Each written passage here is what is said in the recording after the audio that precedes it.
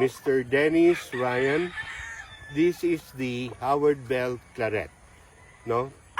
Ang Howard Bell Claret namin, authentic po talaga to. From talagang, ang source nito is very unquestionable.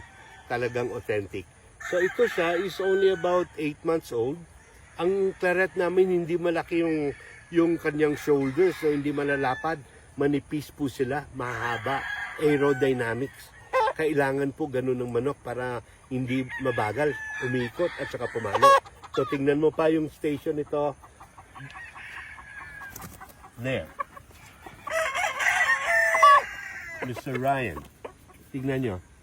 Ang timbang nito, Ryan, siguro 1.8, 1.850. Yun lang yan. Yun lang kabigat niyan. So, hope you like him, Dennis.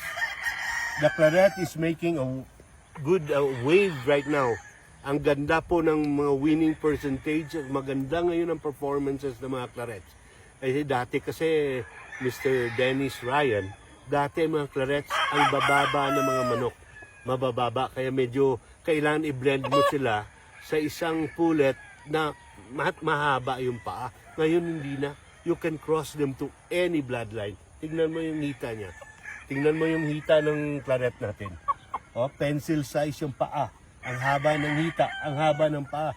Ganda ng yung kanyang buntot is not yet developed. Because he's only about 7 to 8 months, 8 months old. Pero tingnan niyo siya for another 2 months. Hahaba na po yan. So hopefully, Dennis Ryan, salamat sa inyo for considering and for inquiring from us.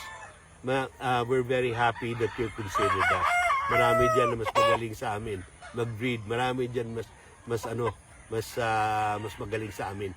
So but anyway, salamat po sa inyo, Dennis Ryan, and ingat pa tayo.